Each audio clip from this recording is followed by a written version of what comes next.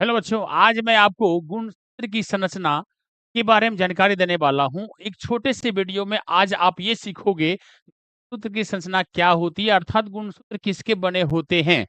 ठीक है? तो और कैसी इसकी संरचना होती है इसको बताऊँगा, और ये छोटे से 10 मिनट की वीडियो अगर आप देख लेते हो, तो 5 अंक के जो क्लास 12th में डीएनए डबल हेलिक्स मॉडल जो वाटसन क्रिक का आता है, उस 5 अंक को समझना और सीखना बड़ी अच्छे ढंग से आप सीख जाओगे। ठीक है? तो निश्चित रूप से बच्चे, छोटा-सा वीडियो है, आप शुरू से अंत तक निश्चित देखना किसके-किसके बन मिल के बने होते हैं गुणसूत्र, और ये क्या है, कैसी संरचना इसकी होती है। तो आइए बच्चों सीखते हों एक छोटे से वीडियो में हम गुणसूत्र के बारे में। ऐसे गुणसूत्र के बारे में मैं आपको पहले बता चुका हूँ डिटेल से, लेकिन संरचना के बारे में सिर्फ आज हम बताऊंगा, ताकि क्लास 12th में जो टॉपिक है उस चीज को हम अच्छे से समझें। तो आइए गुणसूत्र के बारे में बच्चों हम बात करें। गुणसूत्र, इसको हम क्या बोलते हैं? गुणसूत्र, जिसको हम क्रोमोसोम भी कहते हैं, गुणसूत्र, है ना? गुणसूत्र, क्रोमोसोम या क्रोमोजोम भी बच्चों बहुत सारे बोले जाते हैं, है ना? थोड़ा-सा प्रोनाउंसिएशन थोड़ा सबका अलग-अलग होता है। क्रोमोसोम, क्रोमोजोम, गुणसूत्र है ये।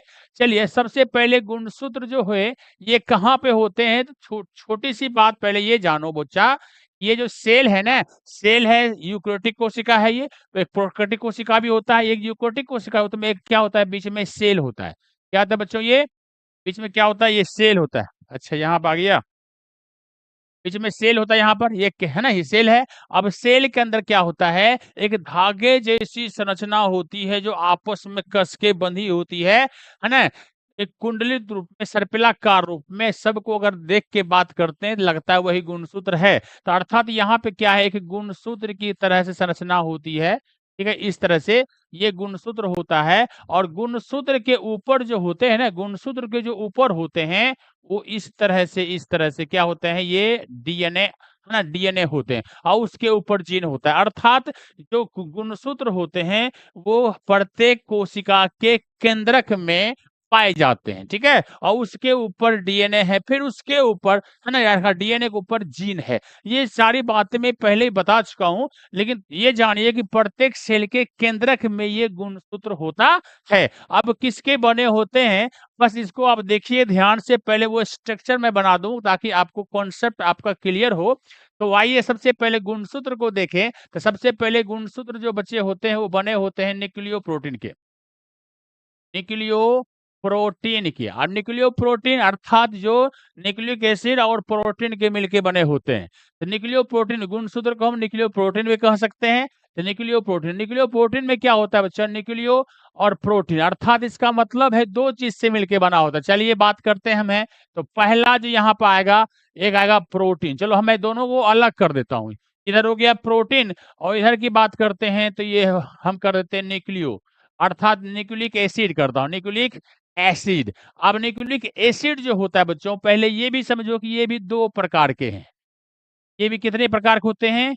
ये दो प्रकार के हैं। न्यूक्लिक एसिड जो होते हैं ना, वो दो प्रकार के हैं। तो सबसे पहले न्यूक्लिक एसिड के कितने पार्ट होते हैं? दो होते हैं, अर्थात डीएनए, और इधर होता है आरएनए। राणा भाई, राणा भाई भी इसे बोलते हैं। ये डीएनए है और ये क्या है? आरएनए है। अब डिऑक्सी राइबो न्यूक्लिक एसिड, ये है राइबो न्यूक्लिक एसिड, अर्थात ये आरएनए का पूरा नाम हुआ, ये डीएनए का पूरा नाम हुआ। जिसका डिटेल्स जो है 1 बाय 1 करके पूरा डिटेल्स इसके बारे में जानकारी आपको, है ना, लैब के माध्यम से और ऑफलाइन के माध्यम से भी आपको मिलते जाता है। ठीक है? इसका वीडियो मैं अपलोड कर चुका हूँ। चलिए, डीएनए और आरएनए जो है, अब ये डीएनए किसके बने होते हैं? समझिए कि गुणसूत्र में ही सब कुछ है। तो ये अब है डीएनए किसके बने होते हैं? तो डीएनए बच्चों एक क्या है? एक बढ़िया तनु है। डीएनए क्या है? बढ़िया तनु है। ये भी बढ़िया तनु है, अर्थात सूक्ष्म अणु। एक न्यूक्लिक एसिड क्या है? अब इस ही बने होते हैं न्यूक्लियोटाइड से, न्यूक्लियोसाइड, न्यूक्लियोटाइड वो सूक्ष्म अणु है। फिर ये बृहत अणु है, इसी का अंग क्या हो गया? डीएनए आरएनए, अर्थात ये भी बृहत अणु है। मैक्रोमोलिक्यूल्स है, अर्थात डीएनए और आरएनए भी क्या है? एक बृहत अणु है। ठीक है? अब ये देखते हैं बृहत अणु है, लेकिन कितने बने होते हैं? कौन कौन से इसमें है? तो सबसे पहले है, इसमें है शुगर, पेंटो शुगर, लिखो पेंटो शुगर। ये पेंटो शुगर के बने होते हैं। दूसरा होता है कि नाइट्रोजन बेस बने होते हैं। नाइट्रोजन बेस के, नाइट्रोजन क्षार जो होते हैं उसके बने होते हैं। N2 बना, नाइट्रोजन बेस बता रहा हूं। और यहाँ जो होता है ये फॉस्फेट, फॉस्फेट के बने होते हैं। अर्थात डीएनए जो होते हैं पेंटो शुगर नाइट्रोजन बेस और फॉस्फेट के बने होते हैं डीएनए। और यहाँ भी सेम टू सेम है, डीएनए भी आपको इसी तरह का मिलेगा, लेकिन थोड़ा सा ये क्या है, राइबो न्यूक्लिक एसिड है, राइबोज की मात्रा, ये डीऑक्सी राइबोज वहां पे, ये है राइबोज है, इसमें प्रोटीन संश्लेषण की में काफी मदद मिलता है यहाँ पे। ठीक है, अब देखो ये पेंटो शुगर, तो ये अब होगी आपको शुगर की मात्रा उसमें होगी। ये नाइट्रोजन बेस जो है, नाइट्रोजनस जो बेस होता है नाइट्रोजन क्षारीय भी होता है बच्चे दो प्रकार का, ये भी होता है दो प्रकार का, एक होता है पायरिमिडिन्स, क्या होता है बच्चों, पायरिमिडिन्स होता है, और एक होता है बच्चों प्यूरिन्स, क्या होता है ये, प्यूरिन्स। अब ये भी क्या होता है, दो प्रकार के, समझिए ध्यान से ये सारे चीज को। ये पायरिमिडिन्स क्या होता है, दो प्रकार के, तो पायरिमिडिन्स दो प्रकार के कौन कौन से हैं, तो यहाँ पर जान लीजिए। पायरिमिडिन्स में अगर नीचे दिक्कत हो रहा होगा तो पायरिमिडिन्स जो है दो प्रकार के हैं, चलिए यहाँ पे लिखता हूँ, पायरिमिडिन्स। पायरिमिडिन्स दो टाइप के होते हैं, तो एक होता है साइटोसिन, साइटोसिन, साइटोसिन क्या बच्चों है, साइटोसिन जिसको सी शुद्ध करते हैं, और ये है थायमिन, क्या है बच्चों, ये है थायमिन। अर्थात पायरिमिडिन्स दो दो टाइप के होते हैं, एक होता है यहाँ पर साइटोसिन, एक होता है थायमिन। उसी तरह से प्यूरिन्स जो होते हैं ना, प्यूरिन्स भी दो तरह के होते हैं, एक ये होता है एडेनिन, क्या होता है बच्चों, एडेनिन, और ये होता है गुआनिन, गुआनिन, एडेनिन और गुआनिन। एडेनिन जो गुआनिन है, अब यहाँ पे बात इसका डिटेल से double DNA double helix model में मैं बता चुका हूँ, तो अब मैं बात कर रहा हूँ एडेनिन को हम सूचित करते हैं ए से, गुआनिन को सूचित करते हैं जी से।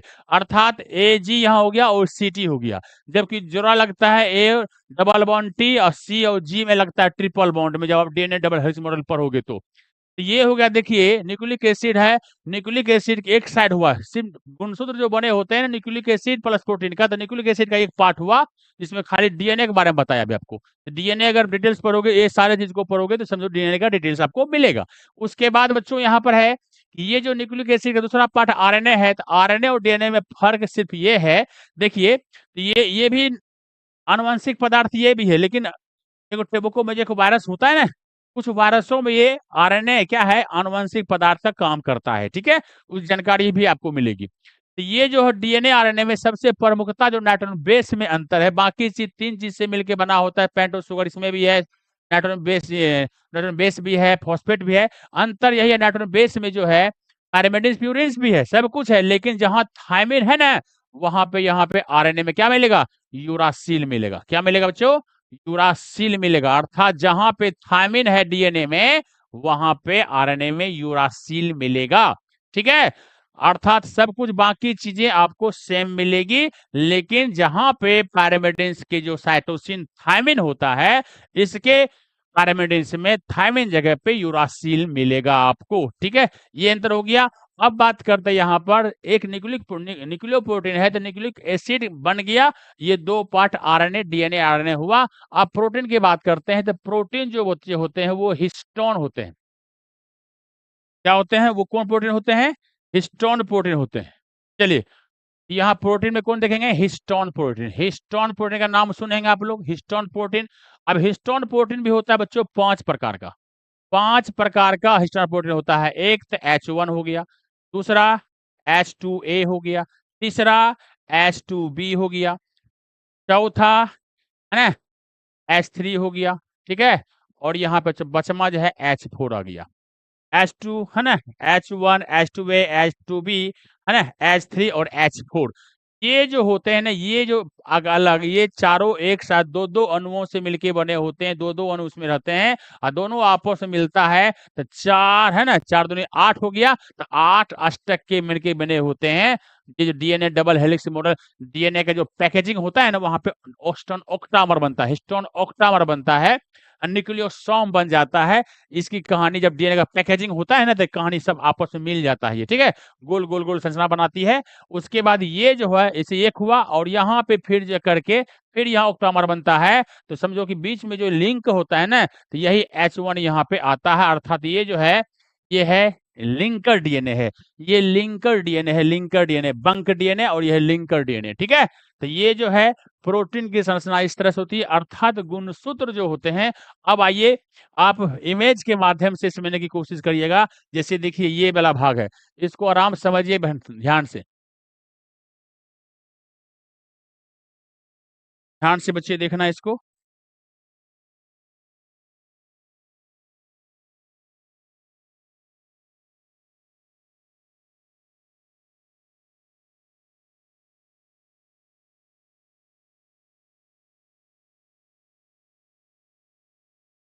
चलो देखो ध्यान से बच्चों, यहाँ पे समझिएगा ध्यान से। अब यहाँ पे बात मैं करूं, अब यहाँ पे समझने की कोशिश करना।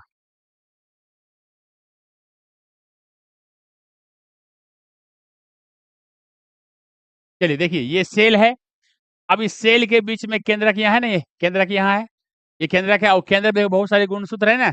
ये देखिए क्रोमोसोम, ये क्रोमोसोम दिखा है, ये क्या है न्यूक्लियस है, ये न्यूक्लियस है, ये क्रोमोसोम है। चलिए क्रोमोसोम ऐसे निकल गया, अर्थात प्रत्येक सेल के केंद्रक में क्या है क्रोमोसोम होता है। क्रोमोसोम देखिए इस तरह से है यहाँ पर, और ये जो है इसको कहते हैं आपको आर्म बोलते हैं। क्या बोलते हैं इस बच्चों? आर्म बोलते हैं। ये जो किनारा किनारा होता है ये टेलोमियर है। क्या है ये? टेलोमियर है। और ये बीच में जो यहाँ पर है ना, यहाँ पर ये होता है जहां से दोनों भुजा जुड़ा हुआ होता है, इसको बोलते हैं सेंट्रोमियर। सेंट्रोमियर अर्थात गुणसूत्र बिंदु, अर्थात क्या है ये? गुणसूत्र बिंदु है, गुणसूत्र बिंदु है। और ठीक है, अब देखिए यहाँ पे इसी पे क्या है, ये जो है यहाँ पर ऐसे करके डीएनए डीएनए लगा हुआ रहता है। अब चलिए एक को यहाँ निकाल के देखो कैसे कैसे संरचना होती है। इस तरह से ये डीएनए डबल हेलिक्स मॉडल है। अब यहाँ पे क्या है, ये देखो यहाँ पे है ना, ये क्या है, ये डीएनए है, ठीक है। अब यहाँ इसी के ऊपर जीन होते हैं। अब ये डीएनए डबल हेलिक्स मॉडल जो ये बना हुआ है, ये और ये जो बना हुआ है, यही नाइट्रोजन क्षार है, अर्थात न्यूक्लियो प्रोटीन। और साथ में बीच बीच में जो लिंक यहाँ पर है, ये जो लिंक है, ये जो है ये वाला है, तो ये प्रोटीन आपको है लिंक माना, ये न्यूक्लियो हिस्टोन प्रोटीन होता है ना, वो सब प्रत्येक जो गुणसूत्र के जो एक लगाता है, तो 8 ऑक्टामर बनता है, हिस्टोन ऑक्टामर। तो उसके बीच बीच में जो है, जो क्या होता है उसके बीच बीच में क्या है, ये लिंक डीएनए होता है, अर्थात हिस्टोन प्रोटीन होता है। और उसके बाद न्यूक्लिक एसिड तो आपको पूरे बॉडी में पढ़ते हो ऐसे करके, है ना, तो वाटसन क्रिक वाला। तो ये जो बीच में यहाँ पर है, इसका मतलब A double bond T, C triple bond G, hydrogen bond का है ना जो कमजोर बॉन्ड बनाता है ना, ए बदलता है किस, ए डबल बॉन्ड टी से रहता है, सी ट्रिपल बॉन्ड जी से रहता है। ये हुआ गुणसूत्र, है ना, ये क्या कहते हैं, ये गुणसूत्र के ऊपर जो डीएनए होता है वो है। अर्थात आपने देखा कि गुणसूत्र है तो गुणसूत्र के अंदर ये सारे चीज समाया हुआ है।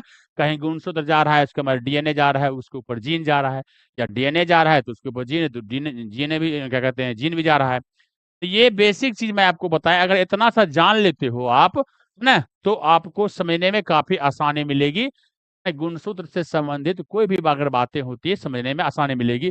अब इसलिए कहते हैं ना कि आरएनए क्या है, एक आनुवंशिक पदार्थ है। इसका मतलब आनुवंशिक पदार्थ है तो मटेरियल यहाँ से वहां कन्वर्ट होता है, उसका वायरस से भी प्रमाण है और बैक्टीरिया से भी प्रमाण मिलता है ना। तो अब दोनों का प्रमाण मिल चुका है, तो उस प्रमाण को भी मैं बैक्टीरिया वाला प्रमाण बता चुका हूँ। और बहुत जल्द आजकल में जो है आपको वायरस से कैसे प्रमाण हुआ है कि डीएनए एक जेनेटिक मटेरियल है, तो उसका भी वीडियो आप निश्चित रूप से देख लेना बच्चों, है ना, समझ में आराम से आ जाएगी। तो आज छोटे से वीडियो में मैं आपको बताना चाह रहा था स्ट्रक्चर ऑफ जो गुणसूत्र है ना, किससे किसके बने होते हैं, आप लोगों निश्चित रूप से आप लोगों ने सीखा होगा। चलिए अगर सीखे हुए समझे हैं तो अपने दोस्तों को बताइए, आप भी सीखिए समझिए और अपने दोस्तों को बताइए ताकि वह भी सीखे। मिलते हैं